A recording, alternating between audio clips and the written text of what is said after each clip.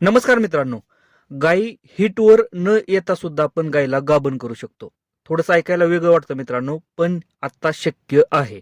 GPG प्रोटोकॉलमध्ये ह्या गोष्टी आता शक्य आहेत मित्रांनो, आणि आपण सुद्धा त्याचा वापर गोठ्यामध्ये केलेला आहे.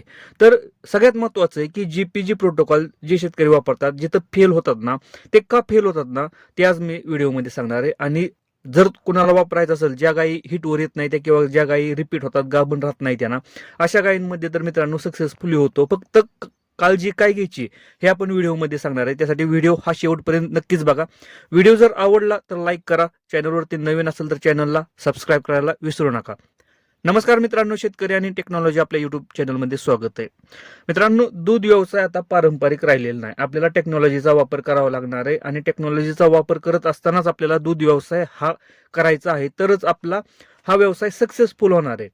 नाहीतर तुम्ही जर पारंपरिक पद्धतीने जर करत असाल, गाय हिटवर यायची वाट बघत असाल ना, तर पॉसिबल नाही. आता आपल्याला गाय हिटवर आणाव्या लागणार आहे त्या, आणि जर नाही आली तर आपल्याला जीपीजी प्रोटोकॉलमध्ये गायी टाकावं लागणार आहे. आता जीपीजी एक प्रोटोकॉल आहे मित्रांनो, आणि दुसरा एक आहे सीडर म्हणून. आता नवीनच आहे, पण मॅटर काय आहे सीडरचा? सीडर म्हणजे CIDR मित्रांनो. सीडरचा मॅटर काय आहे की सध्याला जे किट आहे ना, ते अवेलेबल मार्केटमध्ये भेटत नाही लवकर. त्यामुळे तो सुद्धा आपण प्रोटोकॉल ची प्रॉपर माहिती देणार आहे की कशा प्रकारे वापरायचा. अजून आपण तो वापरला नाही, पण जीपीजी आपण वापरलेला आहे गोट्यामध्ये, कशा प्रकारे वापरायचा.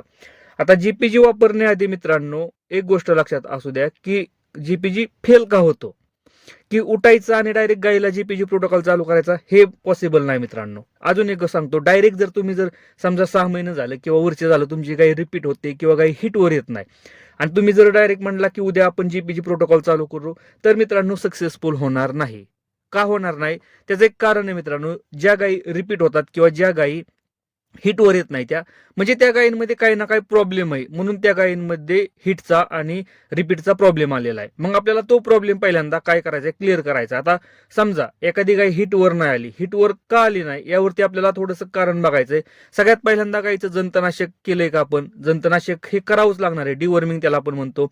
जंतनाशक केल्यानंतर गायीला फॉस्फरसची ट्रीटमेंट आपल्याला करावं लागणार आहे. त्यासाठी फॉस्फरस कशी ट्रीटमेंट करायची आपण व्हिडिओ बनवलेला आहे, की कमी पैशामध्ये, म्हणजे साधारणतः 200 ते 300 रुपये एका गायीला तुम्हाला खर्च येणार आहे फॉस्फरसच्या ट्रीटमेंटसाठी. फॉस्फरस आपल्याला द्यावंच लागणार आहे, व्हिटॅमिनचं इंजेक्शन द्यावं लागणार आहे. ह्या गोष्टी का द्यायच्यात मित्रांनो? कारण डिफिशियन्सी म्हणजे कमतरता. आता तुम्हाला जर कमतरता असेल, तुमच्या गायीमध्ये कमतरता असेल, बॉडीमध्ये, गायीच्या बॉडीमध्ये कमतरता असेल, आणि तुम्ही जर मित्रांनो जीपीजी प्रोटोकॉल चालू केला ना, तर काय होतं की ह्या व्हिटॅमिनच्या किंवा फॉस्फरसच्या कमतरतेमुळे ना हा फेल जातो. म्हणून आपल्याला काय करायचं, एक गोष्ट लक्षात असू द्या, ह्या गोष्टी आधीच आपल्याला क्लिअर करायच्यात. म्हणजे फॉस्फरस, आता आपली गाई हिटवर येत नाही म्हणजे काही ना काही कमी आहे मित्रांनो. फॉस्फरस कमी आहे, त्याला मिनरल मिक्सचर पावडरची कमतरता आहे, त्याचबरोबर व्हिटॅमिनची कमतरता आहे. यामुळे आपल्या गाई हिटवर येत नाही त्या. पहिली गोष्ट झाली. सेकंड काय पार्ट आहे मित्रांनो, तुम्ही गायीला खुराक कसा देताय. खुराक असेल, वैरण असेल, एक तर वैरण पोट भरून पाहिजे आणि खुराक चांगला पाहिजे. खुराकमध्ये मित्रांनो त्यात गोळी पेंड आली, मकाचा बारडा असेल किंवा बारले असेल, हे भरपूर प्रमाणात पाहिजे, तरच आपल्या गायीला एनर्जी आणि प्रोटीन चांगल्या प्रकारे भेटणार आहे. ह्या गोष्टी सुद्धा आपल्या क्लिअर झाल्या पाहिजेत जीपीजी प्रोटोकॉल चालू करण्याआधी. सेकंड पार्ट झाला. आता तिसरा पार्ट मित्रांनो सगळ्यात महत्वाचा आहे, गायची पिशवी. आपण गायची पिशवी स्वच्छ करून घेतली का? काय होतं की बऱ्याचशा टायमिंगला गायची पिशवी स्वच्छ करून आपण घेत नाही, आणि यामध्ये काय होतं की जीपीजी प्रोटोकॉल हा फेल जातो.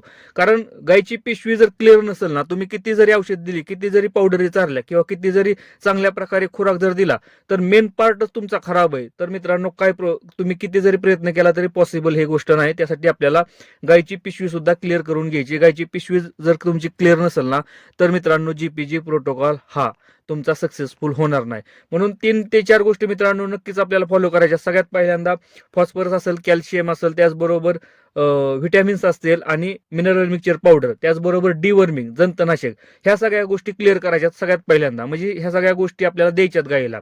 त्याचबरोबर गायीची पिशवी साफ करून घ्यायची, चांगल्या प्रकारचा खुराक आणि चांगल्या प्रकारची वैरण. एवढं केल्यानंतर जर आपली गाय जर हिटवर नाही आली, तर आपल्याला हार्मोनल ट्रीटमेंट, म्हणजे हार्मोनल ट्रीटमेंटच मित्रांनो जीपीजी प्रोटोकॉल आहे.